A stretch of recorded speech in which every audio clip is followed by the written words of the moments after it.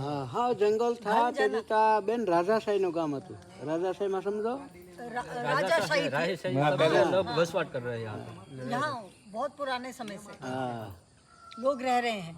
અહીંયા રહેતા રાજાશાહી વખતમાં આથીરામ બાપુ અહીં કોઈ રહી શકતું નહીં બેન કોઈ વસવાટ જ કરવું નહીં पहले इससे સાંજે અહીંયા હુતો હોય સાંજે અહીંયા હુતો હોય તો સવારે સામે કાંઠે પીડ્યો હોય यहाँ से वो फेंक देता था इतनी बोली शक्ति हम थी, ले ऐसी शक्तियाँ थी तो जो भी रात को रुकता था वो यहाँ से दूर हो जाता। પછી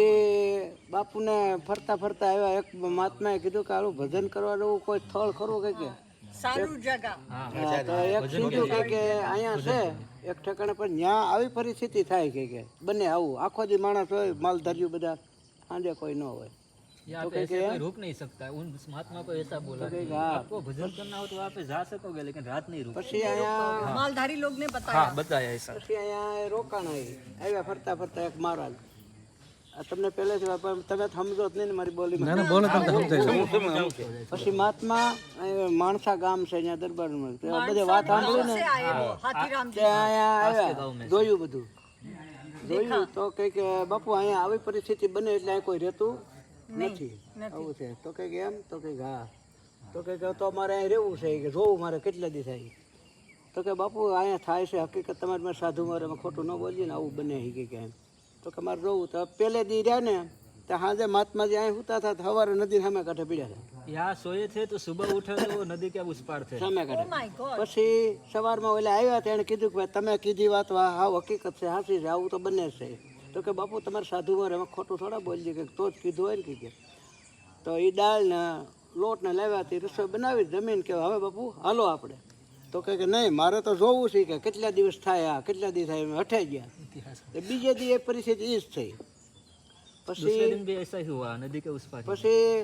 તો ઓલા પાછા સવાર મેં તો કે આજે એમ છે તો કે બાપુ એ જ થાય એટલે અમે કહીએ તો કે નહીં કેટલા દી થાય મારે જોવું છે એ मैं ત્રીજે काफी दिन रहना चाहता हूँ પછી ત્રીજે દી શું થયું મહાત્માનું ત્રીજે દી મહાત્મા ઉતા હતા રાતના મહાત્માને ઊભા છે જ નહીં છે ઊભી બે શેર કરી નાખી મહાત્માએ काट दिया। महात्मा को काट ઊભા હવે આવું બન્યું દરબારો આવ્યા એ કહે કે આપણે તો બહુ કર્યા સાધુને અહીં લાવીને આપણે તો આ મોટું પાપ થયું આપણે पास के गांव के लोग जो આપણે थे સાધુ उसने માથે बोला कि લાવીને हमने तो साधु का अपराध कर પછી दिया તો वहाँ पे भेजे સાધુને वो તો હું वहाँ पे वो ખાડો ગાળી સમાજ દે ખાડો ગાળી સમાધિ દઈ ને વી ગયા આ બન્યું એટલે હાવ બંધ થયું પછી કોઈ રહેવાનું આવો ટીપ ટોપ થયું બંધ પછી હાથીરામ બાપુની સાધુએ કીધું કે અહીંયા આવું બની ગયેલું છે ને અહીંયા કોઈ રહેતું નથી કે ને નકર આવું સ્થળ છે તો કંઈક વાંધો નહીં પછી અહીંયા હાથીરામ બાપુ આખો દિવસ રહે દિવસના ને સાંજે ગામમાં વિયા રહે रात को गाँव 8-10 દાડા એવું એને જોયું 10 दिन ऐसे किया હા 8-10 દિવસ જોયું પછી એને જાણવા મળ્યું કે આની પરિસ્થિતિ આનાથી થાય છે પછી એને જે થાય એ વિધિ કરી ને આ ભૂતળા દાદા એ સમાધિ છે એ નિશ્ચય હતા પણ ઓલી સરળ છે ને બાપુનું ભોયરું ભોયરો ને ન્યા હતું પછી બાપુએ અહીં ફેરવી દીધા અહીં वो ફેરવી पहले દીધા, બાપુ મીડિયા ये जो स्थानक था ना पहले नीचा था अब वो ऊपर ले આ તો મહાન સાધુ છે અહીંયા આવું બની ગયું ને આ બાપુ અહીં મીડિયા રહેવા પછી આ રાજાશાહીનું ગામ હતું